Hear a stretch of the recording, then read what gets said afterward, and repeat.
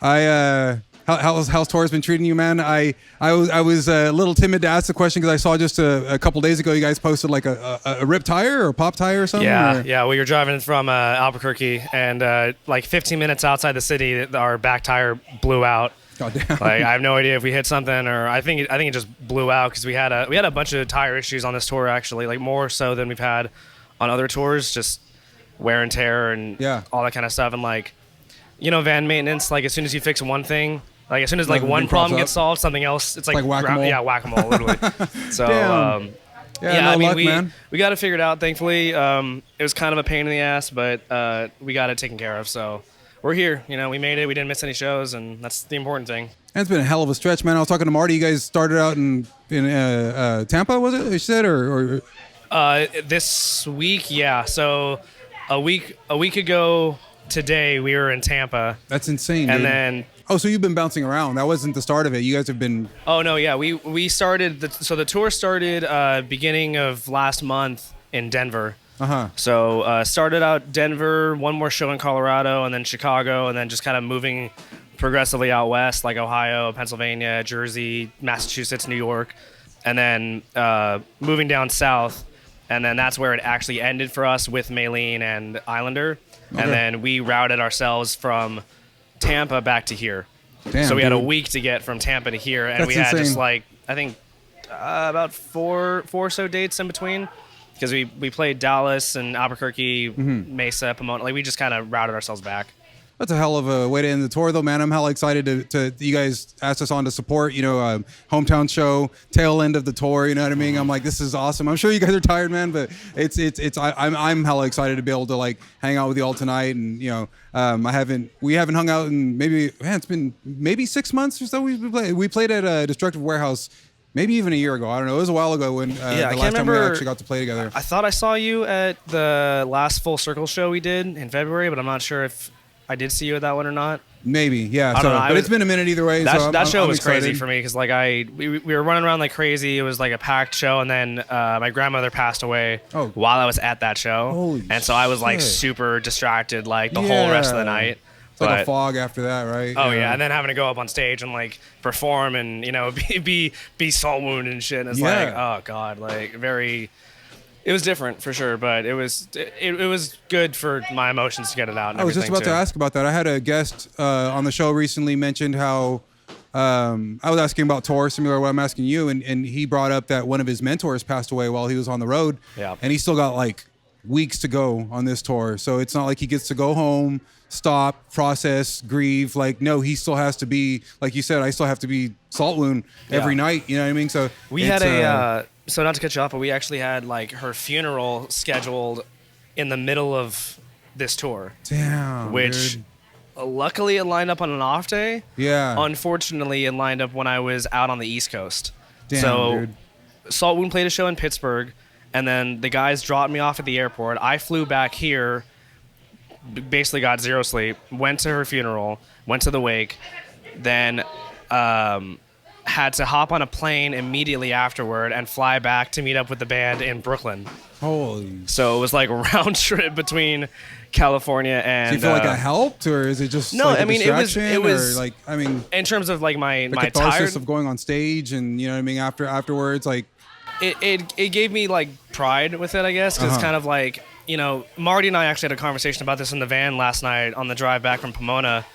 We were talking about how like the touring shit and like the band stuff, like it's hard. No one's ever not gonna say it's hard, but it's also one of those things that like I feel like the bar of entry into what we're doing is very low. Like almost anybody can do this. Like we're not special. Salt Wound isn't like,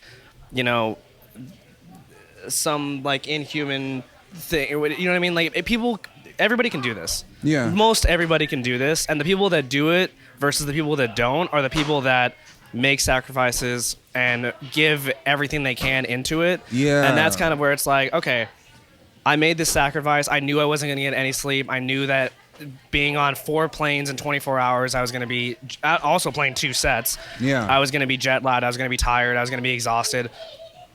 We still did it. We still played both shows. We didn't miss any shows. We didn't have to say to any of our fans, hey, sorry, I know you want to come see Salt Wound, but I'm really tired and I can't. No. Like we made it work, we made it happen. I made it work, I made it happen, and that's kind of like what I feel like Saltwound's always going to do. We're always going to make work it happen. ethic, if nothing else, man. Yeah, absolutely, that's we're always going to incredible, make it happen, no matter what we have to do. Like, and I agree with you that anybody can do it, but I mean, yeah, anybody that's willing to dedicate time, money, and like you said, that's sacrifice. The key, a lot though, of, is that like there's all these sacrifices you have to make, and if you're not willing to do that, then you're not willing to do that. Yeah, exactly. So that's fine. But and in that sense, I do feel like you guys are special. Like, you know, we're not on the road as much as you guys are, but we're on the road a lot, and it's like, yeah, you quickly come to know who's like kind of the lifers and from the people that are just, it's a hobby and they're having fun or whatever, you know what I mean, which is fine too. There's nothing wrong with that at all, but there's a whole different degree of like sacrifice and hard work that comes with like, absolutely, you know, somebody at your level, you know what I mean? I mean, even touring with bands like way above our level, like you see like how much they sacrifice for it too, how much they have sacrificed for it. I mean, we were just on tour with Maylene and the Sons of Disaster, and you know, Dallas Taylor, their singer, the original singer from Under Oath. Yeah, which is awesome. They're an awesome band. But yeah, cool. he was in like a, I mean, it's pretty well known now, but like he was in a super bad ATV accident, and like he has brain damage. He lost one of his eyes. Like, I mean, you see him and you're like, oh my god, like dude is, you know, he's every day seems like a struggle for him. But I watched, like I met him, and I was kind of like, man, I don't know how this guy's gonna perform. You know, like respectfully, I was just like, I don't know how he's gonna do it. And he gets up on stage and he is jumping around. He's crowd surfing. He's out. He's like bent over, like screaming in the crowd's face. Like he's running back and forth, making full use of the stage. And it's like nothing even slowing him down. What's your excuse? What's my excuse? Exactly. I'm like, dude, homie's 40-something years old, got brain damage and sight in one eye, and he's kicking ass. Like, what is your excuse, dude? Like, I'm 25. Like, what do I got to complain about? Get up and do it again. Oh my back hurts. Oh, get over it. You know what I mean? Like, get up there and give people a show. You know what I mean? So besides all this complications, man, how's the tour been? It's been pretty fun. Kids been getting pretty wild, or no? It's phenomenal. Like Islander and Maylene, super nice guys. Like always concerned about us, always making sure that we were taken care of, and it felt very welcoming, very open environment. The fans were great. Met a lot of new fans that maybe were a little bit surprised to see Saltwound on a tour like that, and like we just aim to impress. So we're gonna play Saltwound. I mean, we're not gonna change our sound or who we are depending on the crowd. We're just gonna do, right? Exactly, yeah. And people are gonna like it. People are gonna not. And thankfully, it seemed like a lot more people liked it than maybe didn't. I've loved like hearing like the progression. I mean, I've been a fan since day one. You know, I'm always a fan of anything Marty does, but obviously this band's blown me away from the start, you know what I mean? But appreciate that. I was going back and listening to them as a whole, which was kind of cool because I've just been following you guys and keeping up. Recently, you know, wanting to do the interview, sitting there and listening Volume 1 singles, Volume 2, you know what I mean? And hopefully kind of picking up on some of the themes. But I appreciated Volume 1 for being so like straight and kind of relentless and being kind of like just so much about it feels like so real, like very like survival mode almost, you know what I mean, that album, and I still like appreciate it for that. In Volume 2, I love that it just got so much like bigger sounding and darker, and I really like that your lyrics kind of got a little more poetic almost, which I don't know if that's the best word, but you just got more visual with the way you describe things and stuff like that, and definitely that darker theme kind of seemed to kind of come over that too. And with the new singles, with the new 3-song release, I'm just kind of wondering how much you can give away. Like, where's it going next? Is that 3-song demo or EP? Is that like leading towards a new EP, or what do you guys? Oh, absolutely not.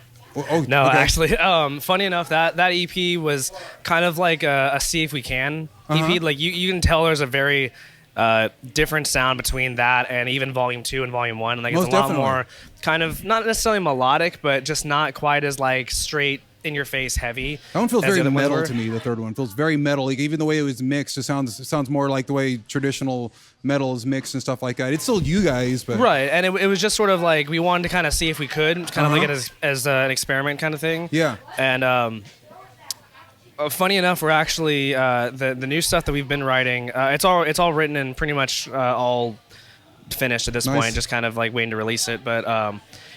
To me, it feels like a good evolution. Like it feels still different than Volume 1 and 2. Yeah. But at the same time, it also feels like a back to form. Like it feels a lot more like heavy for the sake of heavy. Awesome. Like pissed off for the sake of being pissed off. Like trying to incorporate like what you're talking about with my lyrics in Volume 2, where it's a lot more imagery kind of based and trying to create, like trying to paint a picture more than just, exactly. you know, fuck you die, basically. Yeah. Because there's still some of that on there. Oh, but yeah, like, of course. It's trying it wouldn't to... be Saltwound if it wasn't like pissed off and No, but in your like face, you know? it's sort of me trying to find different ways of saying that. Me trying to be pissed off while also doing it in a way that's not like how every other pissed off band does it. Yeah. But no, the new stuff is very much equally an evolution as it is a back to form of like the heaviness of Volume 1, but just done, in our opinion, a lot better. Yeah, yeah. So basically just trying to take what we did on Volume 1 and 2, take what we liked out of that, and really like crank it up. Like just go like as hard as we possibly could with it. And I'm That's interesting. Extremely proud of it. Like I'm What very about like excited the whole like atmospherics and stuff? I know like Volume 2 was cool because like it was dope to hear like, you know, the added What's up, Mikey? layers that you guys added. I was wondering if is it going more that direction, more more straight. Yeah, I mean, there's still obviously like the atmospheric elements of it, like more so than Volume 1 had, because that's just kind of part of Saltwound's brand too. Yeah. Like, you know, as far as like transitions go and just like adding element, because we like things to have like, what's the word? Like almost like a height to them. Like I feel like sometimes when the riff is just the riff or the breakdown is just the breakdown, there's kind of this like empty space that exists. And we don't want to completely fill it up, but we like to have there be something else there to really like lock in the listener's attention. So it's not just like chugs straight. It gives the song a whole nother character, and you guys are really good. It absolutely gives it character. The kind of risers you guys use here and there, and then just some of the atmospherics in the background. I'm like, it always makes that song so distinct, you know. Sure. It's apart from the others. And it's part of Saltwound's brand, so it's something that we're probably always going to continue to do, and like some like continue to do in some capacity or not. But yeah, this one has a lot of atmospherics in it.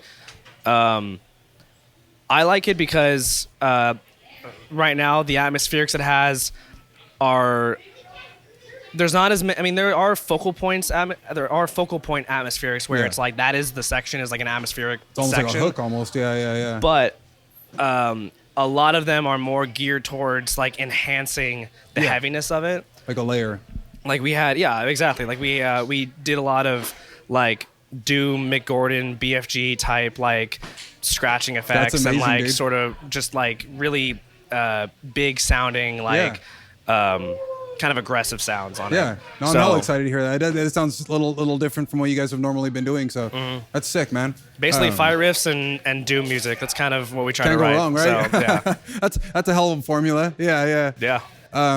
So yeah, man, I'm fucking excited as fuck to play with you all again tonight, man. This Likewise, space bro. is like perfect. I'm a little nervous about how it's gonna go down in here when you guys play, man. It's gonna get violent into the small little. we played It's here gonna be once awesome. before on our first tour on the hometown date of our very first tour, and like It's gonna be it was yeah. something, for sure. Yeah, it's gonna make for some good pictures and video. And I mean, man. I'm like excited. we lead off our set with War Dogs and Deadweight, so Hell yeah. it'll be. Yeah, I had a guy last night in Pomona talking to me, and I was giving him the set list because I was gonna have him come up and do guest vocals because he's in a band called Ritual of Despair. Oh, they're sick, dude. Yeah, they're we super played sick. with them like a couple times, but they're amazing. They're so badass. Yeah, so heavy. But he was asking me like what the set list was, so he knew when to come up, and I was like, oh yeah, War Dogs, Deadweight, Soul Split Up, and he was like, you guys can start with War Dogs. That's and I'm how like, you're opening this shit. Yeah. yeah. I mean, what do you want us to start Going in soft? swinging, like, man. Yeah. Do you like as soon as this starts, like we want people swinging. So Yeah. like that's how we lead it off. You know what I mean? I'm we fucking don't leave a stoked, whole man. lot to build. We just kind of go, hey, what's up? Swing for the fences right off the bat, Yeah. man. Hell yeah. Yeah, duck, motherfucker. So man, this has been cool, man. Where can people like reach you on social media? Like, is it you guys on Instagram, or what's the best spot to kind of Just reach you guys at? Saltwound CA on Instagram, Twitter, Facebook. We have a merch site up through Downright Merch. So if you want to pick up anything that we don't have on tour at our shows, that's the best place to do it because they have exclusive designs that we don't bring out on tour. Basically Instagram, Sick, man. No, I Twitter. love what you guys got here. I was looking at your guys' designs a second ago, man. You guys always have the coolest fucking designs, man. Oh, we like, try. Yeah. The Simpsons one's fucking sick. I keep looking at that, man. And then the whole Bound Hound one. So yours is your designer, man. You're a guitar player, right? He's amazing, dude. He's sick, dude. Yeah, he does amazing work.